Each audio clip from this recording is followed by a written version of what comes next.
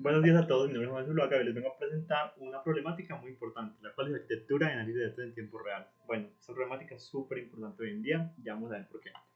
Entonces, descripción de la problemática. Entonces, en los últimos años se ha presentado un fenómeno impresionante en las redes sociales. Hay una revolución completa de los datos.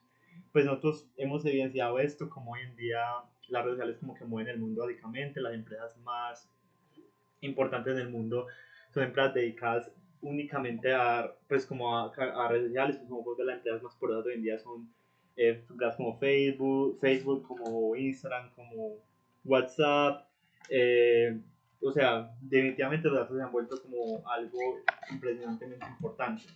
Entonces, eh,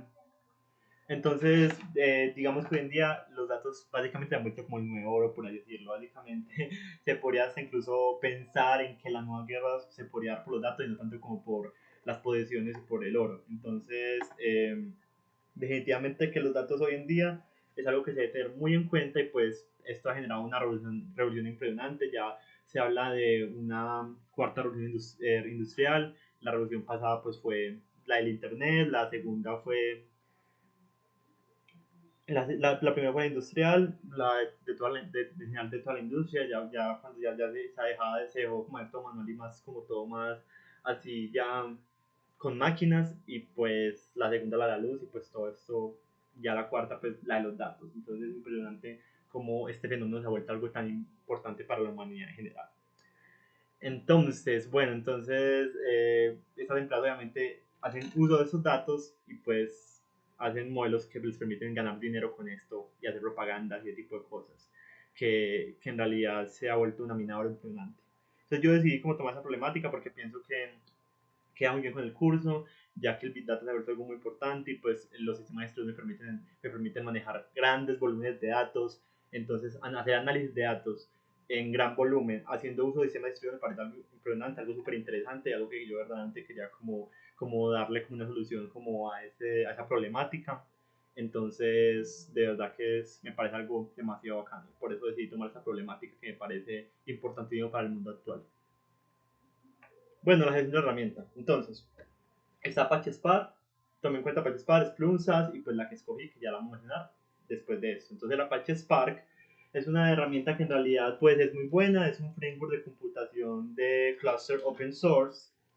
Es súper buena esta herramienta, pues tiene muchas ventajas, pero uno de los principales como peros que tiene es que no me permite hacer análisis de datos en tiempo real y pues yo quería análisis de datos de tiempo real. Aparte, por otra parte, pues también tuve en cuenta algo muy importante y es que yo quería hacerlo en redes sociales, yo no quería que fuera cualquier fuente de datos, sino que en realidad fuera muy fácil hacerlo con redes sociales, entonces por eso es que Spark tampoco me permitía como esa ventaja. Entonces, definitivamente como que Spark como lo descarté. Luego estuvo Splunk. Splunk es un software para buscar, monitorizar y analizar macrodatos generados por máquinas. También es un software muy bueno. Sirve para capturar e indexar datos en tiempo real, pero tampoco lo mismo. No sirve para tiempo real, ni tampoco está enfocado mucho a redes sociales. No tiene como un gran recorrido de que lo hayan usado compañías para hacer ese análisis, ¿no? Entonces tampoco era como la más adecuada. Por último, también tuve en cuenta SAS. SAS es una herramienta principalmente para BI, para inteligencia de negocios. Es, permite manipular los datos fácilmente y es muy accesible, pero la cosa es que también era muy caro, entonces yo tampoco podía permitirme como esas licencias. Entonces obviamente que tampoco fue lo mejor. En 2011 como que implementó como un módulo para redes sociales y eso lo hizo como también mucho más útil y era como que la herramienta más cercana que yo quise pues o consideren elegir, pero definitivamente que a la final no fue la más adecuada, entonces decidí como descartarlo. Bueno, toda la herramienta lesionada. Entonces, la herramienta lesionada es Apache Store. Entonces, ¿qué es Apache Store? Apache Store es una herramienta que permite el flujo constante de información para análisis en tiempo real. Y todo con gran rapidez. Hay unas empresas que aprovechan sus características y eso lo decía la mayoría de redes sociales. Entonces, como podemos ver, ahí está. Quise usarlo principalmente por eso. En realidad, si estaba enfocado en redes sociales, ya muchas compañías de redes sociales la han usado y han tenido mucho éxito. Entonces, sí, permite usar como los usuarios analizan, le dan uso como ese tipo de herramientas. Entonces, pues aparte, todo en general es muy bueno y aparte tiene como ciertos componentes que son muy adecuados para el curso de sistemas distribuidos, que ya vamos a ver más adelante. Entonces, por eso fue que lo escogí, me llamó mucho la atención y pues pienso que es una herramienta que quizás no tenga tanta fuerza en este momento, pero la verdad le veo mucho potencial para que sea una herramienta más usada en el futuro, ya que las redes sociales cada vez toman más fuerza y cada día la gente se da cuenta más aún de la importancia de lo que publican en redes sociales y las consecuencias que eso tiene y cómo las compañías le dan esos datos y a esto que publican. Bueno, eh, las características de Stone. Entonces es escalable, significa que sea escalable, significa que se ponen más máquinas al cluster que se implementan en todo este sistema. Entonces, como ya hemos visto, pues en realidad, para que, para que un sistema sea en realidad más eficiente, sea más, pueda ejecutar más al mismo tiempo, para que en general sea mucho más poderoso, se usa un escalamiento más hacia agregar más equipos, no tanto como para no tener como limitante espacio físico. Entonces aquí también se usa mucho, se mira mucho eso, es escalable porque yo puedo agregar tantos nodos como quiera. No estoy pegándose la limitación física que tengo, como en agregarle más potencia con las máquinas, sino le agrego más nodos. Entonces también como que ahí va mucho con el curso de sistemas distribuidos. También no hay pérdida de mensajes, se garantiza que no hay pérdida si yo mando mensajes de un nodo a otro. Es fácil de programar, es robusto, entonces se puede hacer la configuración en clase de manera muy sencilla. Es tolerante a fallos, entonces si existe algún fallo en algún nodo entonces, y está en alguna tarea, pues esta tarea se reasigna a otro nodo, entonces súper bueno ahí. Y es agnóstico al lenguaje de programación, pues se puede inventar en Python, en Java, en C Sharp, pero hay que tener en cuenta de que está más enfocado hacia las herramientas de la Java Virtual Machine. Entonces, obviamente va a haber cierta ventaja de hacerlo con Java, va a ser mucho más fácil, va a haber muchas de manera fácil implementar la instalación, se va a poder hacer la instalación de las herramientas, de las librerías que necesitan usar, las interfaces. Entonces, por ahí, la verdad, es más recomendado hacer Java para no tener que hacer como muchas cosas, usar muchas cosas como intermediarios. Bueno, modelos de datos. Entonces se compone de dos tipos, el spout y el bout. Entonces el spout es el encargado en general de recibir los datos. Entonces es el que ingesta los datos, ingesta los streams. Entonces los streams es como la principal fuente de datos en todo esto de Storm. Entonces, en general el spout es como por decirlo, una tubería, pues él recibe los datos, los ingesta y ya pues luego cuando podemos ver esa goterita, esto se representa básicamente los datos, como si fueran los datos, el Spout recibe esos datos como una tubería por así decirlo, y pues ya los está así como bajando y los pasa al siguiente componente que ya vamos a ver.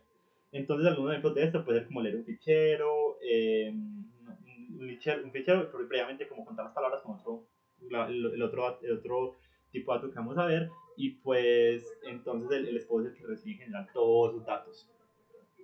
El bowl es el encargado de procesarlo. Entonces, el spout, por así decirlo, recibe, mira como la goterita baja, el bowl los recibe de spout y ya él sí los puede procesar ya. Entonces, básicamente, se procesa con el algoritmo que dicte pues, el sistema. Entonces, por ejemplo, un ejemplo de eso podría ser como lo que dije anteriormente, contar palabras. Entonces, yo recibí las palabras, el spout las ingestó y ya el bowl va a contar la cantidad de palabras que hay en cierta frase.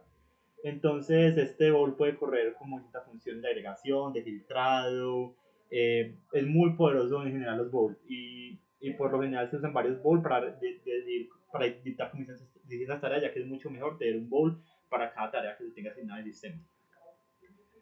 Bueno, entonces los bowls envían mensajes de uno a otro, pues como dije, pues yo uso un bowl para una tarea distinta, pues obviamente yo quiero como que sea como este bowl haga algo, este otro y este otro, pues se pasan esos datos de un lado a otro.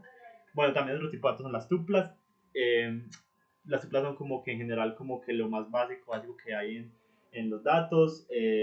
Básicamente una tupla es la unidad central de datos y maneja como, en general como una estructura de par clave valor, y pues un string ya es como básicamente un conjunto de tuplas. Entonces, y es como también como la unidad principal de datos aquí en Store. Bueno, esto es como una arquitectura o topología, perdón, muy básica de lo que es esto. Entonces podemos ver que los spots pasan los strings a los bowls los pueden ya procesar y pues también puede ser una fuente de datos que puede ser como un archivo CSV, un archivo de texto, o, o una base de datos, obviamente. Y ya luego también, pues, como que mi sistema como final puede ser también una base de datos. Ya luego de que los datos sean procesados y que ya yo haya hecho como todas las análisis que quiero hacer con estos datos. Bueno, aquí vemos otra pues, topología muy sencilla. Pues puedo tener varios tipos de agrupación en el de strings en Store. Puede ser agrupación aleatoria. La agrupación aleatoria significa que la distribución se va a dar de forma aleatoria en mi topología. Va a ser distinto como para los vaya aleatorio. Quiero que mis datos sean, no sé, tanto para esto, pues eso aleatorio. Entonces, para los spot y para los bold. La agrupación por campo, entonces significa que el grupo de tuplas, cada grupo de tuplas se va a dividir por cada campo en mi sistema o por múltiplos pues, campos al mismo tiempo. Toda la agrupación significa que se va a replicar todas las tuplas para todas las tareas en el sistema. La agrupación global significa que va a enviar la secuencia completa a una única tarea.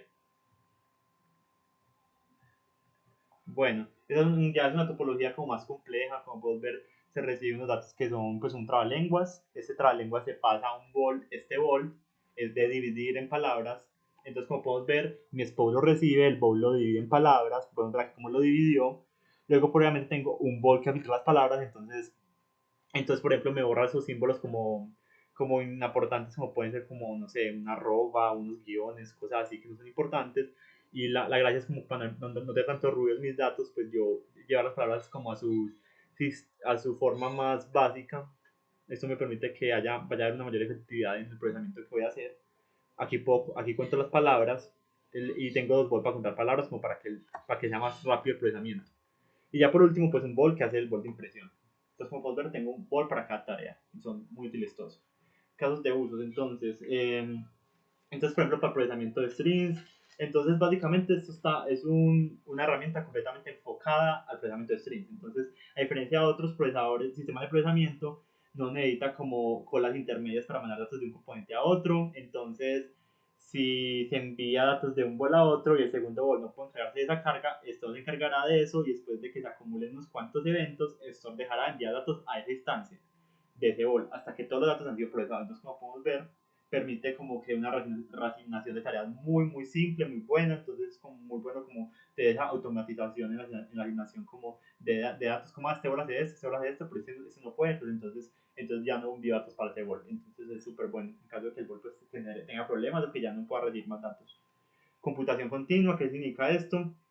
De que puede enviar datos a clientes continuamente para que ellos puedan actualizar y mostrar resultados en tiempo real como métricas. Entonces, por ejemplo, yo puedo mostrar métricas a clientes en dashboards. Entonces, también me permite la facilidad para gestor, como si se tratara como inteligencia de negocios, que es como presentar así como reportes en general, así muy empresarial, por así decirlo. También llama procesamientos remotos, entonces me permite de que pues solamente en los últimos años se ha popularizado mucho como esto, de que yo en vez de realizar como operaciones en mi computador local, pues yo lo paso a máquinas remotas, estas máquinas remotas lo hacen sí, en general en un clúster remoto, y pues pues puede ejecutar las tareas de manera mucho más rápida, esto me permite mayor facilidad, no te quedas con tantas instalaciones en mi máquina local, y pues que sea mucho más rápido porque son muchos equipos haciéndolo al tiempo en vez de uno solo. Y bueno, entonces está de tecnología de Store, entonces está Java y Clojure, entonces, obviamente, pues está principalmente implementado en Java y la lógica principal, o sea, las interfaces están principalmente enfocadas en Java pero la lógica principal es en Clojure. Entonces, esto es altamente políglota, no le importa tanto si es como mandarín, inglés, japonés, lo que es italiano, lo que sea. Y también, pues, los expos y los no pueden ser también cualquier lengua de programación. Entonces, como dije anteriormente, pero antes ya es el más recomendado. La arquitectura Apache Store. Entonces, tengo un nodo maestro y un nodo esclavo. Entonces, el nodo maestro lo que hace es que ejecuta un demonio, un demonio master Nimbus, se llama Nimbus ese demonio, y es el responsable de distribuir el código en el cluster. Además de que monitorea las tareas. Entonces, por ejemplo, yo envío una tarea a un nuevo trabajador. Ese nuevo trabajador no puede ejecutar esa tarea porque está caído, porque no sé, porque ya tiene muchos datos, porque no es como que ese no pues en ese momento no puede ejecutar esa tarea o la arquitectura no es compatible, pues entonces simplemente él lo asigna a otro nodo. Entonces como que lo muy típico en clase, lo que vimos en sistemas distribuidos, muy útil, él lo asigna a otro nodo. Esto es algo súper interesante. porque eso hace que no haya como tanta pérdida de tiempo, más efectividad y no tanta pérdida de datos. Entonces ya los trabajadores pues ejecutan partes del código, entonces sí, entonces súper útil como esa edición de datos porque entonces va a ser mucho más efectivo. Y pues todo esto es en un supervisor que maneja como que maneja esta arquitectura, que es la arquitectura ya mencionada anteriormente, de Spouts y de Bowls, que es como lo principal en Store. Bueno, la instalación. Entonces el paso uno es verificar la instalación de Java, que tenga como Java instalado. También tengo que mover los directorios, como mover como mi instalación como afuera del archivo, perdón, del usuario root. Eh, y ya pues configuro la ruta, la exporto, pues tengo que actualizar Java para poder tener la última versión, tengo que usar Zookeeper, que es el framework que se usa principalmente para esto, para hacer todo esto de Store. Tengo que crear el archivo de configuración, lo tengo que iniciar el cliente y pues tengo que generar la configuración de archivos es muy importante porque tengo que definir ciertos parámetros muy importantes para esto. Por otra parte, también tengo que usar Store lógicamente, lo descargo, también configuro un archivo de configuración y, y pues ya también hago lo muy parecido con Zookeeper, también hago lo mismo básicamente. Inicio el servicio y pues también inicio el cliente. Bueno, ahora más este ejercicio. La llamada móvil y su duración. Entonces un ejercicio que es Call Load Analyzer. Lo que vamos a hacer básicamente es analizar la cantidad de llamadas que hay entre dos números en específico. Entonces tengo, no sé, el número 1, el número 2, cuántas llamadas hay entre estos dos números, el número de origen y el número de destino. Pues una llamada telefónica. Entonces lo primero que vamos a hacer es crear el spot.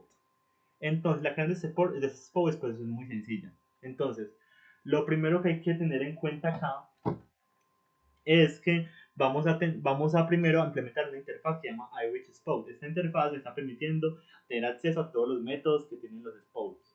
Entonces algunos de estos métodos, como podemos ver, son principalmente Open. Entonces, ¿qué hace Open? Open me permite darle al spot un ambiente de ejecución. Entonces, básicamente me permite inicializar el spot pues, con toda la configuración que necesita, la configuración típica. ¿Qué significa cada uno de los parámetros que hay en este método open? Entonces, por ejemplo, mapconf, entonces, por ejemplo, significa de que le estoy dando la configuración como por defecto a ese spot. Este topology content, esa instancia content, significa de que le estoy dando a Spot un lugar dentro de el contexto de mi topología, la topología que yo voy a crear después. Y este Spot Out Collector es el que me permite emitir la tupla de distintos componentes de mi sistema y de mi topología, entonces pasarlo como a los bowl y etcétera. Bueno, entonces ya previamente vamos a acabar con NetStuple, que hace NetStuple. Entonces, NetStuple es prácticamente es un ciclo que me permite estar pendiente de que mi sistema desea poder lograr la emisión de datos. Entonces, por ejemplo, en caso de que no se logre emitir los datos, pues él lo verifica. Entonces, él periódicamente está llamando métodos como acknowledge y fail. Entonces, acknowledge lo que hace es que mira si se logró emitir los datos y fail pues me notifica pues si hubo algún fallo. Entonces, él está constantemente haciendo eso, llamando a esos métodos y entonces, me dedica pues cuando termina pues la emisión de datos. Cuando termina la emisión de datos, pues ya ese método para. Es básicamente un loop, un ciclo. Bueno, aquí estoy creando una lista, en esa lista estoy agregando como números así por defecto. Esos números ya vamos a ver qué uso le vamos a dar. También tenemos como que, muy mencionar que aquí estamos como creando un área random. Ese área random va a permitir crear como los datos de mis llamadas aleatorios. Entonces, por ejemplo, los números aleatorios y la oración aleatoria. Entonces ya previamente lo que hacemos es que estamos en un ciclo, en ese ciclo lo que estamos haciendo es creando aleatoriamente mis números, tanto el número de origen como el número de destino, lo estoy creando aleatoriamente. Y como podemos ver, los números son del 1 al 4, los que conforman pues el número general. Del 1 al 4 estoy generando números. En caso de que me genere tanto el número de origen como el destino que sean iguales, entonces lo que hago es que reemplazo ese número de destino por... lo reemplazo por alguno de estos números que está acá y como podemos ver ese número que genero acá es aleatorio, entonces puede ser el componente 0, 1, 2 o 3 pues, de la lista que yo cree. La oración también es aleatoria y por último lo que hago es emitir esa llamada, esos datos perdón, a los otros componentes de mi topología. Em, y bueno, y aquí pues como podemos ver están todos estos métodos, acknowledge y fail, lo estoy llamando también. Acknowledge, como dije previamente, pues el que me dice si sí logró emitir los datos, y fail si hubo como algún fallo. Bueno, el Bolt.